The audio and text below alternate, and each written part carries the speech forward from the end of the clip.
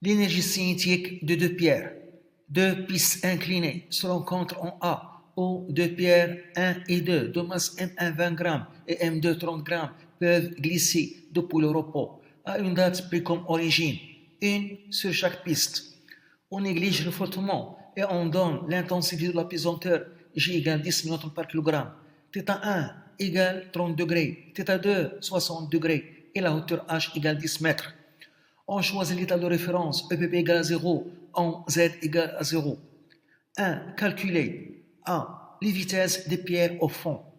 B. L'énergie cinétique de chaque pierre au fond.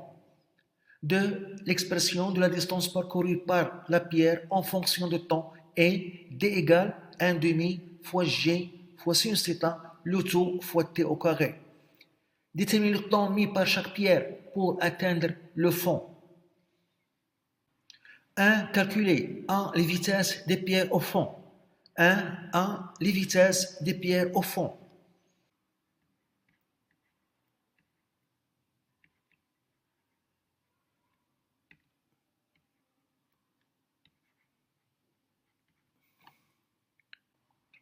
Pour la pierre 1,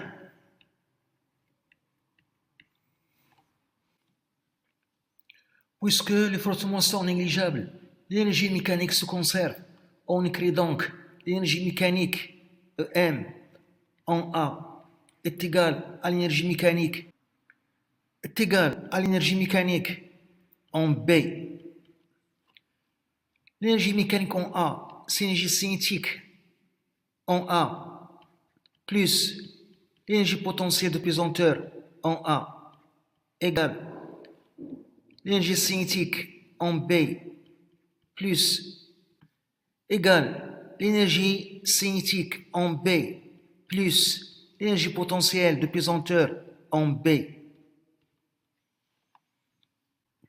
L'énergie potentielle de pesanteur est égale M fois G fois Z plus une constante, car on a choisi l'axe OZ orienté vers le haut. Et puisqu'on a choisi l'état de référence, l'énergie potentielle de pesanteur est égale à 0, en Z est égal à 0, on trouve la constante en remplaçant EPP par 0 et Z par 0. Donc 0 est égal à M fois G fois 0 plus une constante. Donc on trouve la constante est égale à 0. Donc l'énergie potentielle de pesanteur EPP est égale à M fois G fois Z. Et par suite, l'énergie cinétique, c'est 1 demi M1 pour la pierre 1 fois VA au carré plus M1 fois G fois ZA est égal à 1 demi M1 VB au carré plus M1 G fois ZB. On a la vitesse initiale VA est égale à 0. A est égale à 0, la pierre est au repos. Et on a, d'après le schéma, ZB est égal à 0. Et on a aussi ZA est égal à H. Donc, M1 fois G fois H est égal à 1 demi M1 fois VB au carré. On cherche VB. VB au carré est égal, on simplifie par la masse M1 et on trouve 2G fois H. Donc la vitesse en B de la pierre 1 est égale à la racine carrée de 2G fois H. Application numérique est égale à la racine carrée de 2G10 H10. On trouve 14,14 mètres par seconde. Pour la pierre 2, on applique toujours la conservation de l'énergie mécanique en absence de frottement. L'énergie mécanique en A est égale à l'énergie mécanique en C.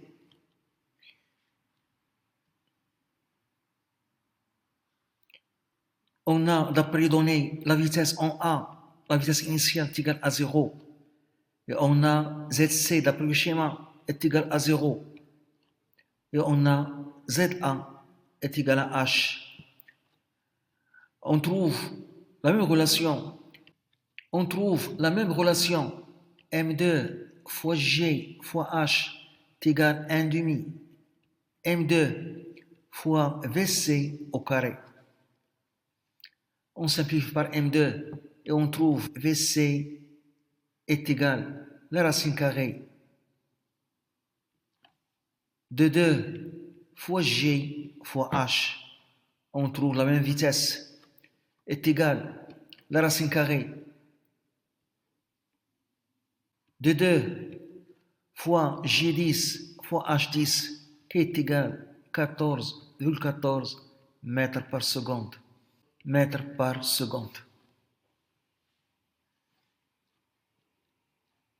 1. Calculer B, l'énergie cinétique de chaque pierre au fond. 1. B, l'énergie cinétique au fond.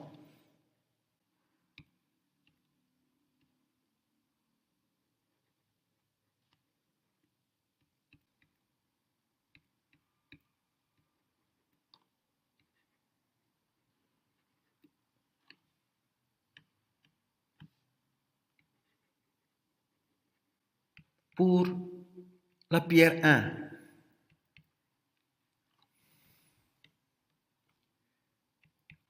l'énergie cinétique EC1 est égale à 1 demi M1 fois VB au carré.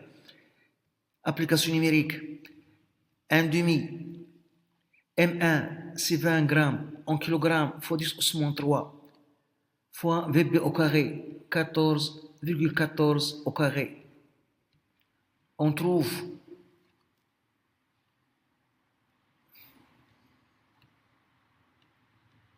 on trouve 2 joules.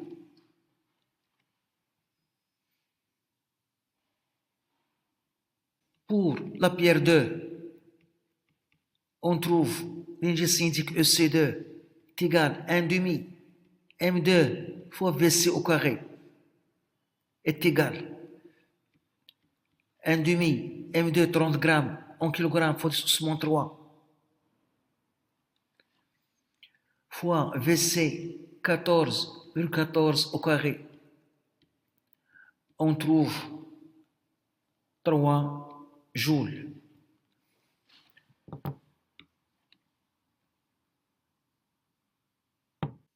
Deux, l'expression de la distance parcourue par la pierre en fonction de temps est D est égal à 1 demi fois G fois sinus θ, le tout fois T au carré. Détermine le temps mis par chaque pierre pour atteindre le fond. 2. Le temps mis pour atteindre le fond.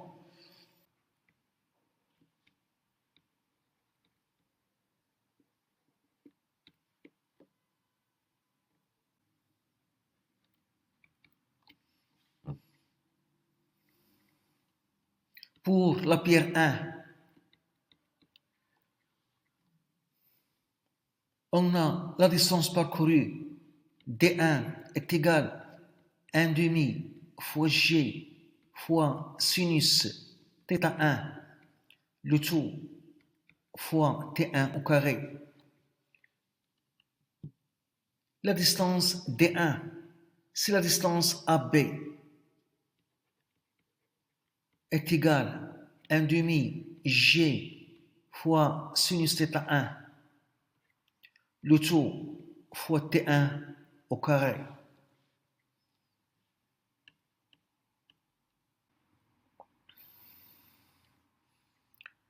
Et on a la relation.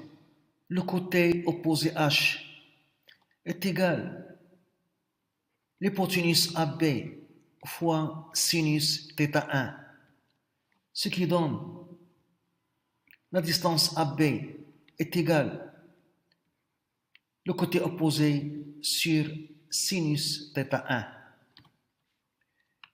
Et je remplace. Et par suite, H sur θ1, H sur sinus θ1 est égal à 1 demi G fois sinus θ1, le tout fois T1 au carré.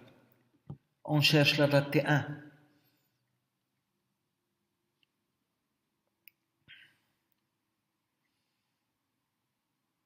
Donc on a T1 au carré est égal 2H sur G fois sinus carré de θ1.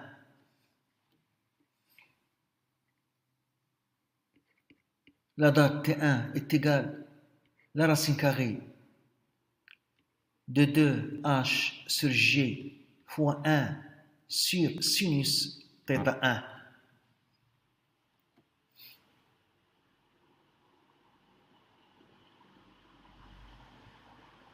Application numérique. T1 est égal la racine carrée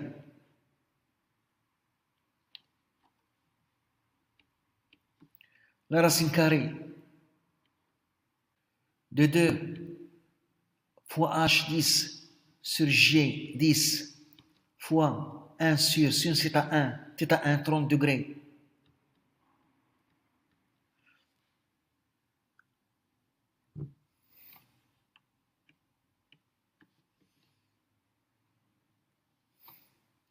On trouve T1 égale 2,83 secondes.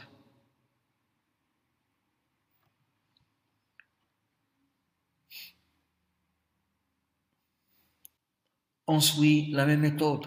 On trouve la date T2.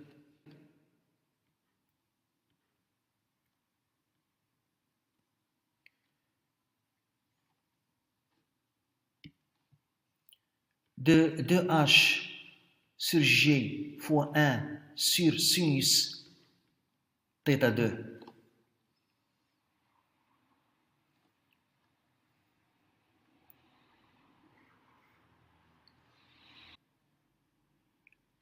On trouve T2 égale la racine carrée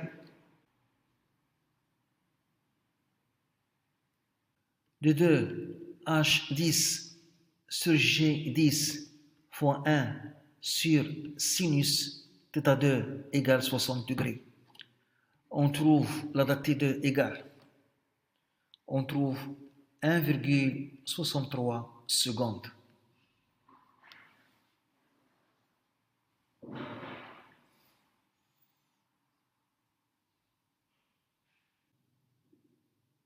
On remarque T2 inférieur à T1.